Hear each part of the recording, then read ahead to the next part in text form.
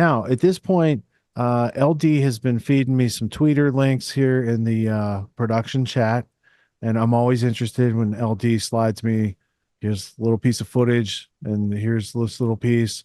And this one, it really got my attention. So what I haven't watched any, I watched it to like 2 minutes, I watched it like to 3 minutes. So we're gonna jump into it at 2 minutes 45 seconds. This guy's at the Trump event. This is real DJ Stu 724. Let me just show you. This is the tweet. It's a post by Dave. Thank you, Dave, for uploading. Somebody gifted him a membership so he could upload this clip. So if you have friends out there that have clips and they need like premium membership, let people know, please, because we need to see these clips. All right. So Dave thoughtfully put this clip up, and we're all going to watch it together. But let me tell you, what you're going to see is already disturbing. What you're going to see is that there are police with guns drawn while Trump is on stage, and nobody's pulling Trump off stage, but they definitely know there's a threat because police do not just pull out their guns and run around. And the people filming it seem a little horrified, and rightfully so. At least they're conscious of their surroundings. They have what's called situational awareness. And in this case, the situational awareness might have saved their lives because they might have been in the line of fire. We're about to see because we're going live to Dave on his Twitter post. Let's go. Oh, I had it. I didn't have a cut. That's all right, dude. Yeah. They heard what I said. That's what's important.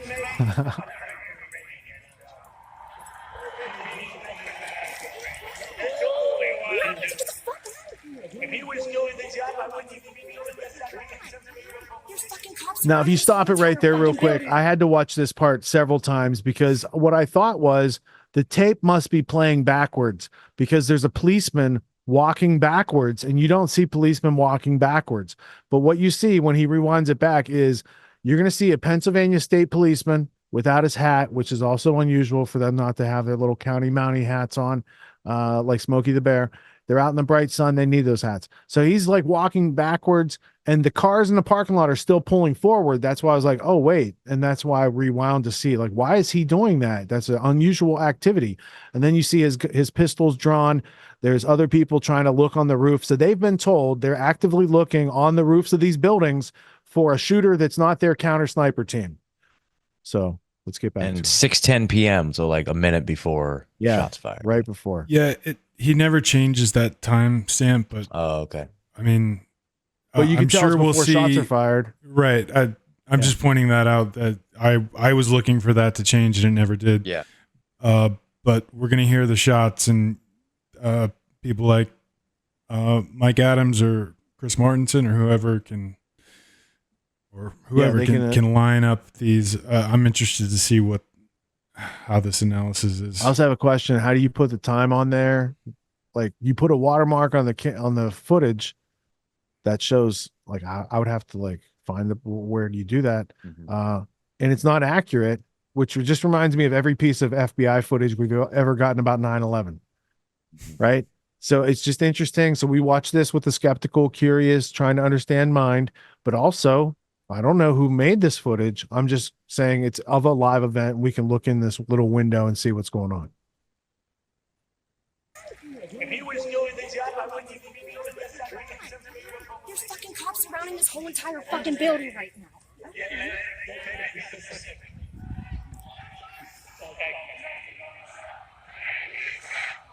There's something going on in this building. I'm here with you fighting like hell to get a senator elected and to make sure. Oh my God. There's somebody in this building.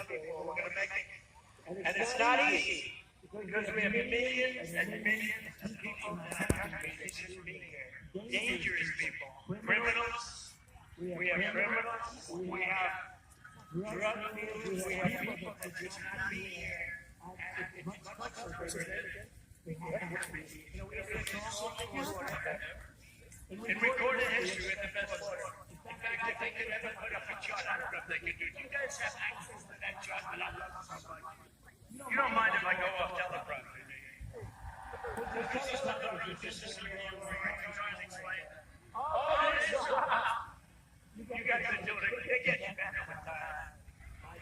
guys, take a look at that chart. Take a look at the arrow at the bottom. See the big red arrow, right? So that's one of the office. That was the lowest point, and that comes right from the government services. Comes right out of Border Patrol. Take a look at it. So that arrow is the lowest amount of illegal immigration ever recorded in history. And then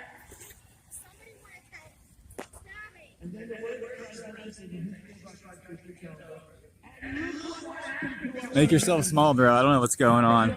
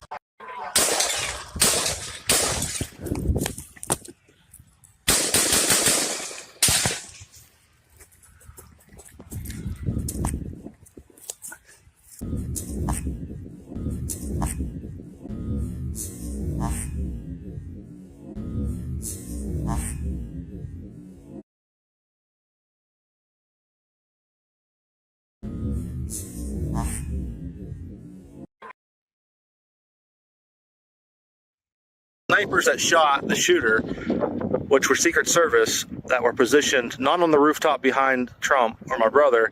They were positioned in another location. This location has been undisclosed. This is the location that we want to talk about today. Hey YouTube, Eric here from Guided. I was on vacation for a couple weeks and I was visiting my brother back in Pennsylvania, and actually at the time that I was visiting him, I was at his house. He was actually at the Trump rally. He had seats, him and his son and his good friend went to the Trump rally, and they sat basically right behind Trump. And I'll show you where he was sitting. I don't usually do videos like this, but it does pertain to shooting, and that's kind of why I'm doing it. He's got some information, and he's got some footage that he took while he was at the rally that's kind of very interesting. The two snipers that were captured on camera that were up behind Trump and up behind my brother up on the rooftop, everyone was assuming that them two snipers were the snipers that took out the shooter. And my brother's now thinking, from what he saw, that that's not the case, because there are some reports coming out that the shooter was shot from a distance of about 400 yards away.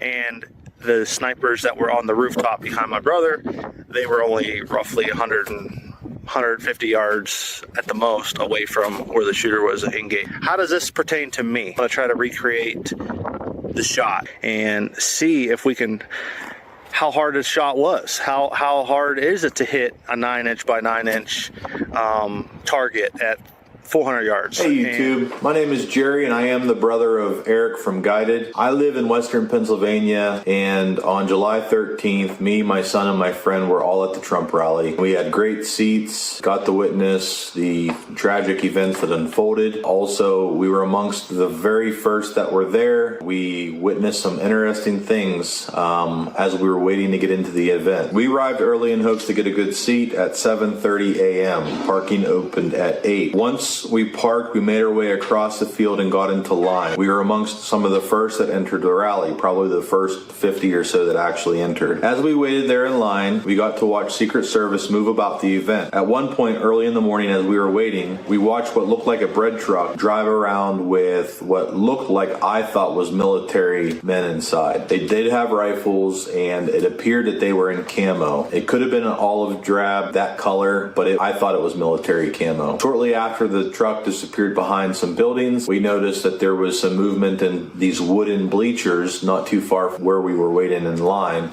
I would say about 75 yards or so behind us. Within the event, we noticed two men that appeared to have rifles on bipods stationed looking towards the event, which would have been somewhere around 150 to 200 yards away. With the height, the elevation that they had, there's no doubt that they had a clear view of where Donald Trump was going to be and also surrounding areas and even beyond with their elevation. This is different from all the images we've seen online of the two snipers on the roof behind President Trump. We could also see that they were lifting and lowering their hands as if they were using binoculars looking around or using rangefinders to range different distances in case a threat were to pop up, is what my thought was. I even made the comment to my friend. I said, hey, check out those snipers. After we got through the gate, we were able to get great seats behind President Trump. After Donald Trump arrived and started the event, when shots were fired, we originally thought that they were cap guns. Later, I found out by a cousin who was a Marine in Afghanistan, that's what bullets sound like as they break the sound barrier as they whiz past you. They have this high-pitched,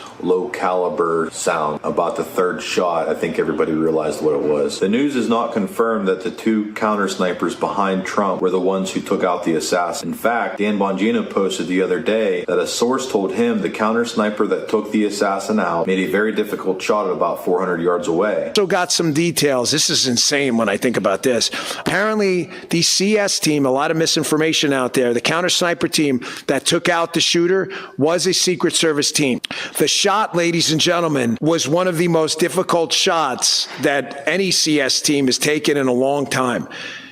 They had obviously seconds to respond. There was about a 9-inch window they had to shoot in from about 400 yards. When I had measured the distance from the sniper team we had seen in the wooden bleachers on an app that I have, the app shows it's approximately 350 yards away. We believe this is where the assassin was taken out from. A 9-inch target at 350 yards with that amount of pressure was a heck of a shot. That's our assumption on where the sniper was. So this first circle on this map is where the counter snipers were that we witnessed. The second circle on the map is where the assassin was. The third circle, or square, I should say, the blue square, is where the Trump rally was set up. The last circle behind the blue square is where all of the images on the internet are coming from, where the snipers were that everyone thinks that took out the assassin. We believe, if Dan Bongino's reporting is correct, we believe that the assassin was in the bleachers, the wooden bleachers that we seen at approximately 350 yards away.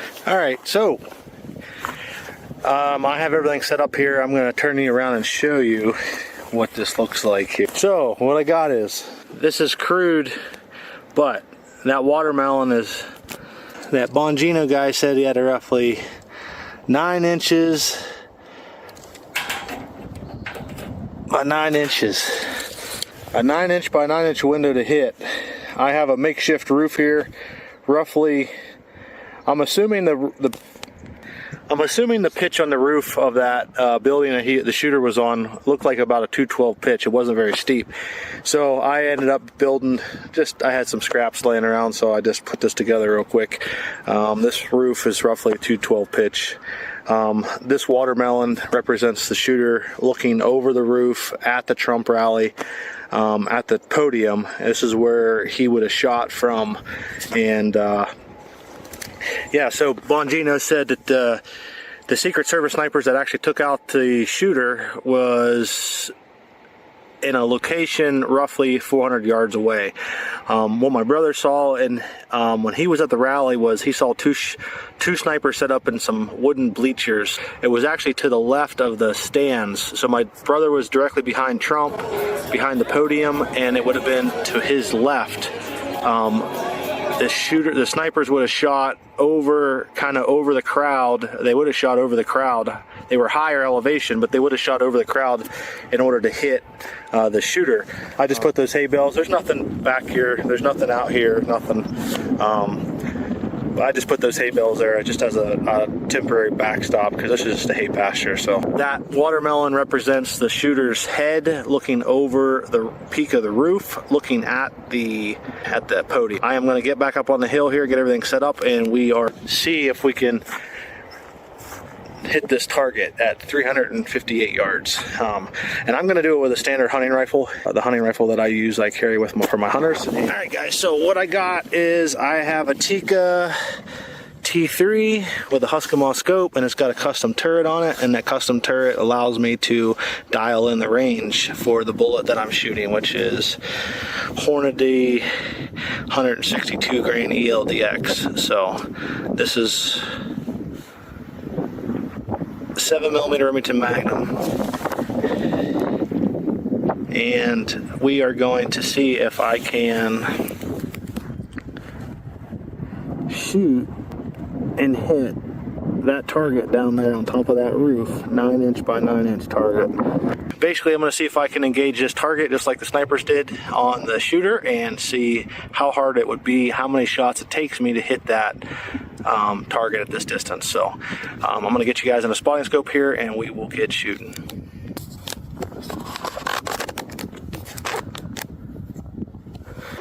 I'm just going to double check this. I'm 356 yards, so when he did his app and he measured the distance from the roof where the shooter was on to the bleachers that the snipers were on, it was roughly 356 to 7 yards. So that's where we're at right now. Like I said, this is a factory Tikka T3 and a 7mm Remington Magnum, and I'm assuming that the snipers, the Secret Service snipers, are probably using a 308. I could be wrong, maybe a 300 mag, I don't know.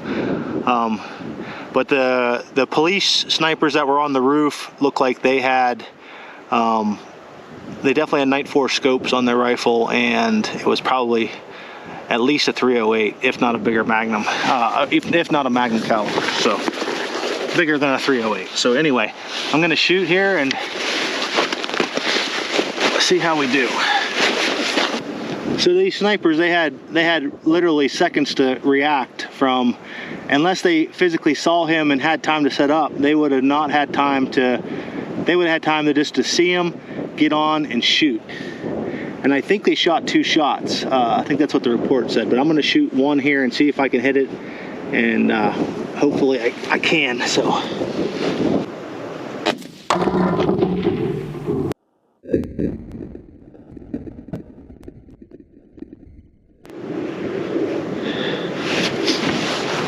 All right, looks like I cracked it. I just hit that target at 350 yards, which 9-inch by 9-inch target should be, you should be able to hit that, which is what I originally thought, which I didn't want to say.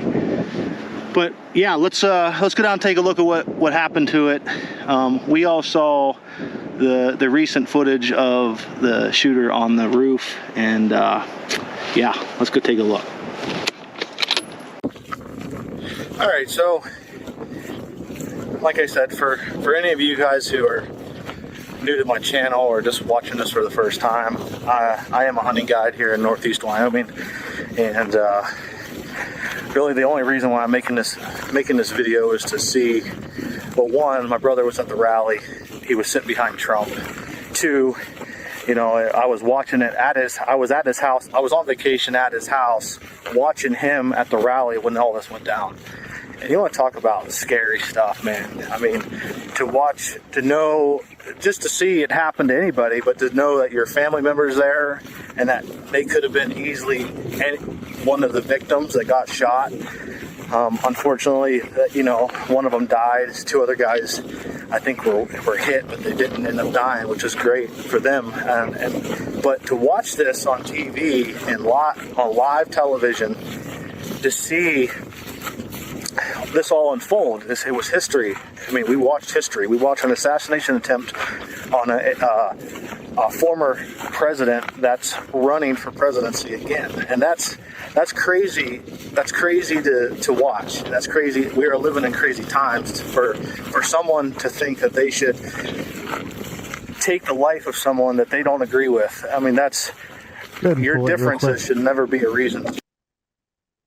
So what we just discovered there is Secret Service might have taken out Crooks, but they took him out from a different location, and that would match up with the audio, because we knew we were looking for a shot that came from about 1,400 feet, approximately 370 yards. That might approximate to that part of the sound file where we hear that shot come in, and we studied that a couple weeks ago.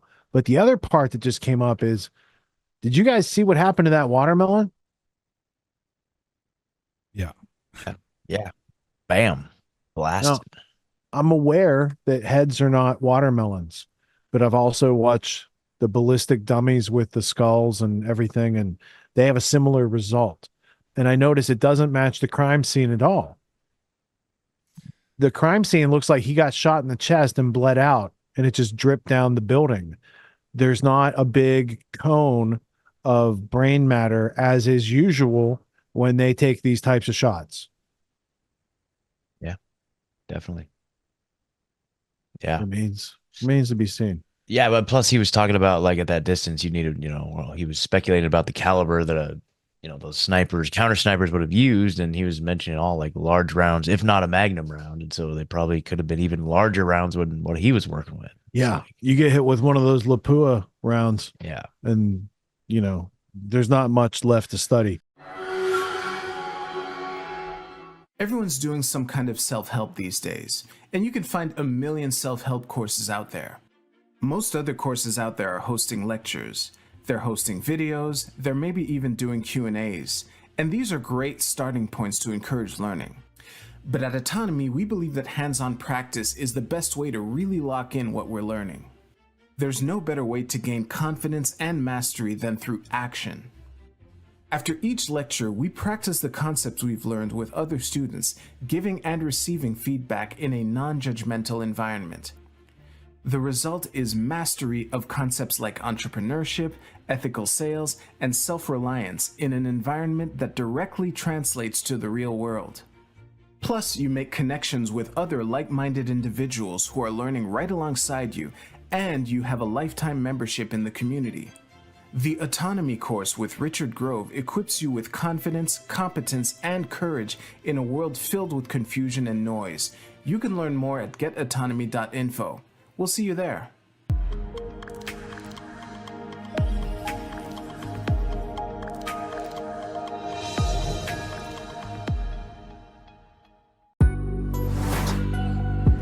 What makes the Grand Theft World podcast unique, invigorating, exciting, and informative? Most other podcasts out there are either doing straight up interviews or they're just covering the daily news. They're covering current events from the day they happened. And that is effective. It's useful.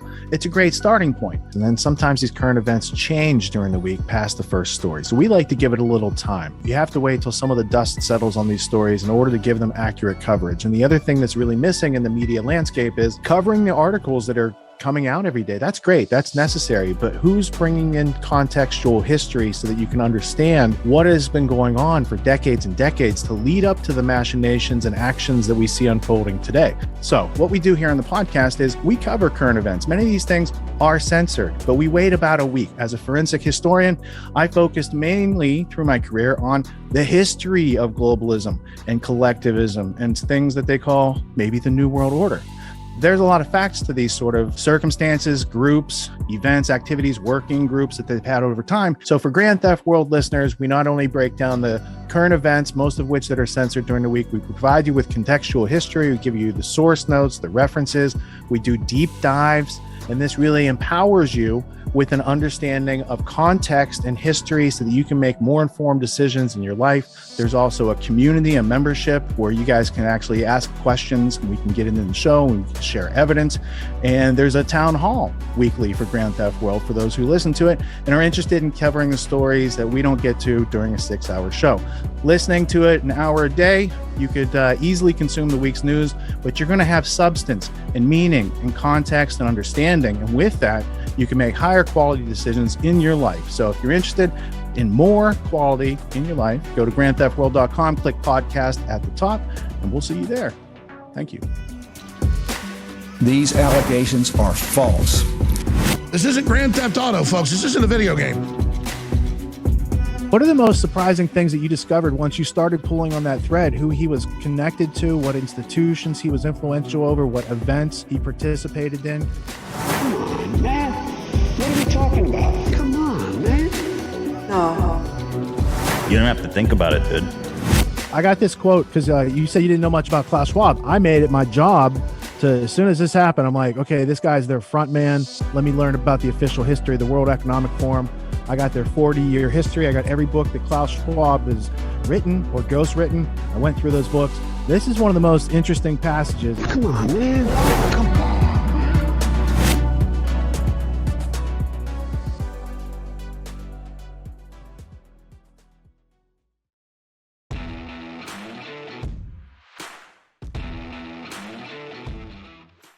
Now, I do have this graphic because we got to look at this because some of the round casings were found on the other side of the roof.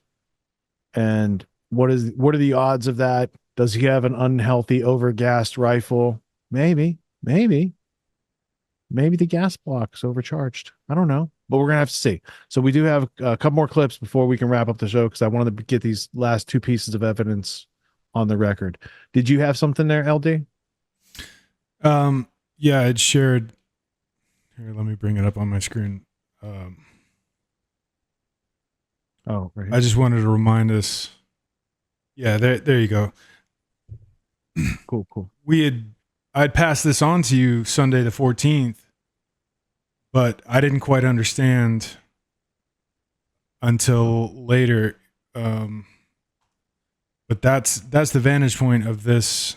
If you click on this last link I just sent you, it puts together the map graphic that lays out what he was just describing as that other sniper position. So that building down there. So that photo that we briefly showed that Sunday night is that's what they're looking at from that position. That's apparently. Interesting. That's a fancy mount for that rifle too. Well, and I mean that's an IR or clear. That's for use for nighttime shooting. We don't know that that's the weapon that was fired, but that's somebody holding the weapon up, taking a picture in that direction. Who took that picture? Well, I suspect it's one of the counter sniper team members. Yeah. But yeah, I mean, you got to wonder if the kill shot of whoever died on that roof is from a shorter distance and smaller caliber. But we don't know. Yeah, we don't. There's a lot about that we don't know yet. Still, amazingly enough, like who was the guy in the gray suit from ATF saying, "I don't have a cell phone, so take some pictures and send them to this number," right? Like, who's not being tracked? Maybe we'll find out a little bit in these last two clips. We're going to learn about the van location, and we're also going to learn about forensic tests that they refuse to do. It's a lone gunman. Why would you need to run up taxpayer dollars running silly tests for evidence so that we can understand? So let's go back to Legally Armed America, and then we'll go to Gary Hughes Investigates for the van investigation.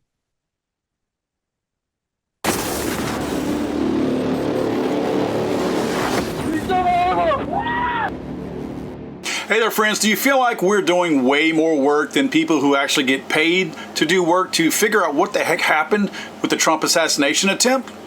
I do. First, guys, I want to tell you about my friends over at CMMG. They make some of the finest rifles on the planet.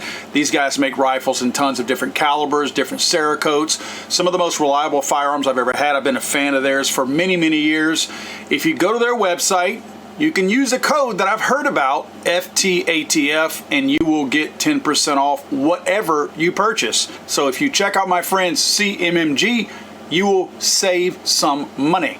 Okay, guys, one of the biggest mysteries that I still don't feel like we have a solid answer on was how many pieces of brass were on the roof. If Crooks, according to FBI Director Wray, fired 8 shots, that's what he claims, and that's what he claims they found on top of the roof. If Crooks fired all 8 of those rounds, then we should be able to find those, right? They should be up there. We're on a 1-on-12 roof, so they're not going to roll off. They're simply not going to. We're talking about bottleneck brass. They're not going to roll off on this type of roof because you've got about a 20-inch little gap in between each one of the little rails that come up on the roof. So we know the rounds aren't rolling off. So everything should be contained on top of the roof. Well, the video that he put out did not effectively answer a lot of questions, and if they did anything with that video, it was to create more potential conspiracy and question marks. The first part of the video shows the guy on the scene, the SWAT guy, if you want to call him that, count out confidently 5 rounds. Watch out for shell casings. 2, 3, 4, 5 right there. Then several minutes later, 20 or so minutes later, as the video rolls, but more than that actually, because about 11 or 12 minutes was cut out of the middle of the video. Then when somebody else comes up there, now they count the 5, and then they count 3 additional ones, and those 3 additional ones, according to this SWAT guy, appear to be on the opposite side of the ridge, on the south side of the ridge facing Trump. So the 5 were on the north side where Crooks's body was, and 3 more, according to this guy, are on the south side. Now, it certainly didn't help their cause any by having that split in the middle taken out. A doctored video is a doctored video. When you leave something out, people assume you left something out for a reason. Certainly wasn't for time reasons, because you had about 20 minutes rolling on that video where nothing was discussed. So it couldn't possibly be that you were just saving something that was chopped up. So the extra 10 minutes would not make that much of a difference. So, in order to determine for the average everyday person and the average gun owner too, somebody that does shoot on a regular basis, you may not pay attention to where your brass flies whenever you're shooting an AR-15. There are a lot of consistencies and a lot of similarities when shooting an AR-15, but just like anything else, the slightest little deviation in the build of that AR-15, the type of ammo, the buffer weight, there are so many things that come into play with where that brass is going to wind up. What I wanted to do is get as close as I can to that on my own, and I like doing stuff like this instead of the math and the geometry and the trigonometry. This is some caveman stuff, and I enjoy this type of research even more. So what I did, I took a bone stock Palmetto State Armory AR-15. The reason why I wanted to do this is because this thing does not have an adjustable gas block, and it's very unlikely with the DPMS model that Crooks had. It likely did not have an adjustable gas block, and that means something, and we'll get into that later, but that adjustable gas block is more of an upgrade. So with that DPS model being more of an entry-level model, it's unlikely that it had an adjustable gas block. Quick side note, point of irony here, I'm using a Palmetto State rifle who actually bought DPMS, and now they make DPMSs themselves, so probably a better product now than what it was back then. But I am using a bone stock Palmetto State. This thing right here has 0 modifications on it. This is straight out of the box. Now, because the FBI and the Secret Service are not giving us much information, I figured I would shoot .223 ammo and I would shoot .556 ammo. I'm doing this because I have heard the gun described both ways before, so I wanted to make sure that I did at least shoot both rounds. Now, to somewhat simulate the roof pitch, I decided to go ahead and put a table up on a stool to give it a little bit of an angle to get as close as I could to what we were dealing with. Now, granted, the surface that the brass is going to fall onto is still level, not sloped like that, so there's going to be some disparities, but I'm not climbing on a roof in order to conduct this experiment. First thing I did was load up my .223 ammunition. 8 rounds into my Mission First Tactical magazine, and then onto my simulated roof to run off these shots. And I tried to do it in a similar cadence with the 3 slower paced and then the 5 fast paced.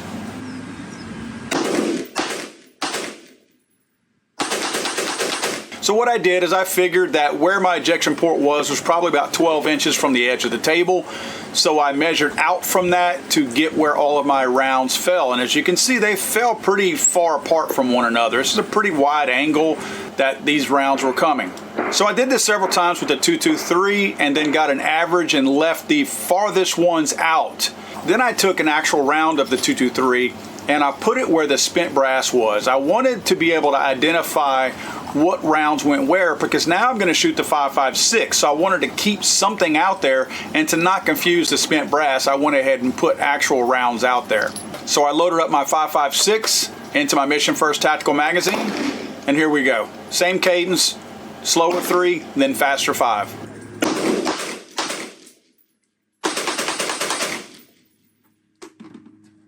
Really close, not a whole lot of disparities. If you notice these rounds, again, the full rounds were my .223 rounds, and the empty casings that you see here are from the .556. So really they fell within the same area.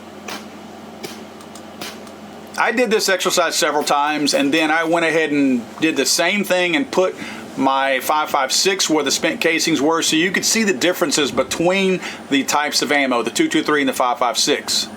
Now, the closest to the ejection port that I found was 7 feet. So I made sure that I kept that number 7 feet, knowing that that's the closest that one of these spent brass would fall. So I wanted to be able to get somewhat of a grid to determine where my pattern would lay next to where Crooks' body was on the roof. So in order to plot that out, I figured in front of my ejection port, going in front of me, it was 5 feet out where the closest casing went, and it was 2 feet behind me, behind the ejection port, where the farthest one behind me actually flew. Now, one thing that I wanted to mention real quick is that I took another firearm out there that shot 5.56. I took my custom Wind and Weaponry Legally Armed America rifle out there. This is an older rifle with an old aim point optic on top of it. The purpose of this was to shoot one of the rounds, and I shot a couple of them, but one of them that you'll see here, I shot one round to show you what the difference in the brass is. And the reason why is because if for some reason the FBI and the Secret Service now, because they've picked all these brass rounds up and washed the roof off, if they now say, oh, we're pretty sure they were all shot from the same gun, I mean, of course they would. Take our word for it, right? There is somewhat of a fingerprint that you get whenever you shoot from a particular gun. There's everything from the ejector, even where it impacts the deflector. There are things in there that are going to make a difference on that brass, so you can put two pieces of brass next to each other and you will be able to see a difference between rifles that are being fired. So if I want to show the pattern of where those spent brass casings went, let's take a look at where Crooks was. So I have this shot of him on top of the AGR building. In order to get my Google Maps shot from above to line up with where this picture is, I determined that based on where they show Crooks' body, you can see there's a downspout right near there, and one of the little runs over, and I'm calling those little strips in between on the roof, one over from that downspout is where Crooks' body is. So that's why I made these blue marks here, so you can see what I'm looking at in order to determine where this is on Google Maps. So I have my overhead map from Google Maps, and what I did was I wanted to get my dimensions of the roof so that I can use my new dimensions from where the spent brass went to determine not only where Crooks was, but where the brass actually went in relation to him. So I have the dimensions of the roof signified here. Now I'm able to place Crooks on here based on those measurements. Now we're assuming that he was about 6 foot tall. You see I have 71 inches there, so I have him at 5'11" right here. That's where it looks like his body was. It definitely mathematically is where he was, but again, I'm just assuming that that was his height. So if I take the measurements that I pulled from the range when I went and shot the brass, 84 inches away from me, that's 7 feet, right? Remember we said the closest brass fell 7 feet from the ejection port. That's 84 inches. So I measured out 84 inches using Google Maps. Then the widest span from left to right was 88 inches inside that area that the brass fell. So I measured out my 88 inches. Once I was done, this is what it looked like. I have Crooks there in blue. 7 feet to the right is where the area is that the brass falls. If you look at the yellow line is the ejection port going right. That's essentially going straight 3 o'clock is where that yellow line goes. So I'm showing you essentially where the ejection port was. It's in front of Crooks' head. If Crooks is in the prone position, the ejection port is about 8 to 12 inches in front of his head, depending on how he's holding the rifle.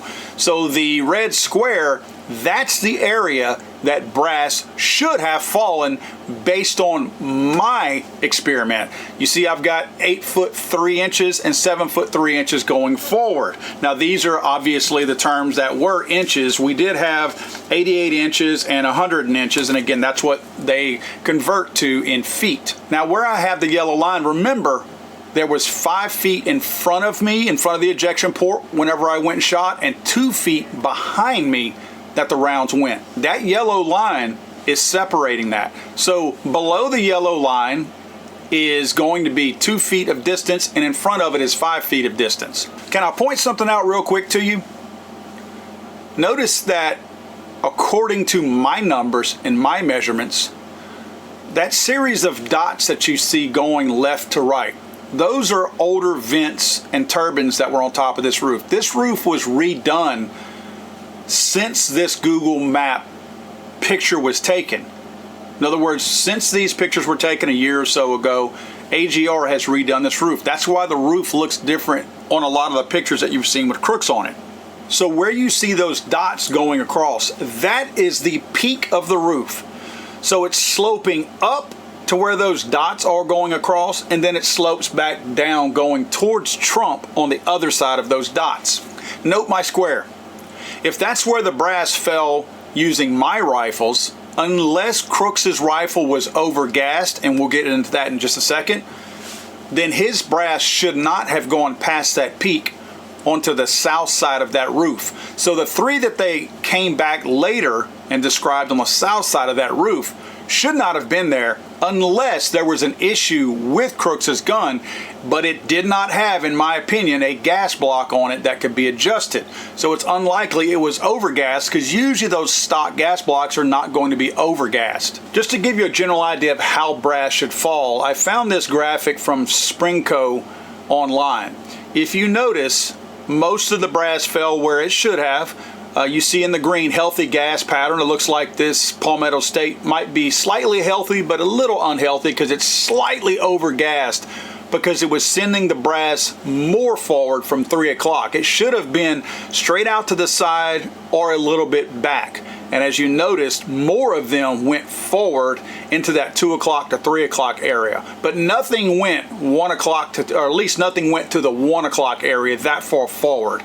Now, according to everything I've done as far as this Palmetto State, and even the wind and weaponry rifle that I shot as well, none of these spent casings should have been where they picked the three up on the other side of the roof. Again, this is pretty basic, rudimentary stuff that I'm doing right here. We did not need to certify Guinness and everybody else to come in order to do this. This is basic stuff, right? Anybody shooting an AR-15 is pretty familiar with the trajectory of these spent casings and all that. So am I saying that somebody planted those 3 rounds on the other side of that peak? I'm not saying that. I mean, I'm not saying they didn't. I'm saying that it's possible for those rounds to have made it up there if there was an issue with the firearm. If it was overgassed, that's the only way those rounds should fly forward, at least that far forward, because it's hitting that deflector. And boy, if it's hitting that deflector hard enough with enough oomph on it to send those rounds off that deflector and that far forward, we have a gas issue on that particular firearm. And again, most of those entry-level firearms do not come with an adjustable gas block. That means the gas at the front, you can adjust it to give you more or less gas. That's usually where people screw up, because they overgas it. These don't have those entry-level rifles don't. So it's unlikely that it was overgassed from the factory with the non-adjustable gas block on it. Now, if I'm not believing these guys that those 3 rounds actually came there from Crooks's gun, are we ever going to find out? Well, of course not. It's not like they're going to ever tell us what they did or what they didn't do, right? We know that. But there is another way to find out if those pieces of brass came from Crooks's gun or somebody else's, especially since we know they have Crooks's firearm, right? If they kept the brass, which you know they did, and hopefully they separated it, which maybe they didn't, but we could determine the differences between that brass if it in fact came from a different firearm. Looking at these 2 pieces of brass that I picked up off the ground, the one on the left is shot from the Palmetto State Armory AR-15, and the one on the right is from the Wind and Weaponry AR-15. At first glance, it doesn't seem like there's much different, but I want to show you a little bit here that are definite, if you want to call them fingerprints, as to what you'd look for. First of all, look at the primer strike. The primer strike on the left, the PSA, it's a shallower dimple. Notice where the dimple in the center is. Immediately right outside that area, you can see more of the brass of the primer. Look to the Wind and Weaponry one on the right. That dimple is pretty distinct, and it's much deeper than the dimple on the left. So there's a lot less material around that immediate circle on that primer. So that's a distinct difference. You definitely have the firing pin of the Wind and Weaponry that's hitting harder than the firing pin on the PSA. So the primer strike alone shows me a difference that would certainly tell me a story. But you're going to see here in a second a lot of other characteristics that are going to be on that brass that's going to tell us again the type of rifle that it came from, and you would be able to duplicate this using those same rifles. So I've got those same two pieces of brass here. I'm going to keep the Wyndham on the right and the PSA on the left.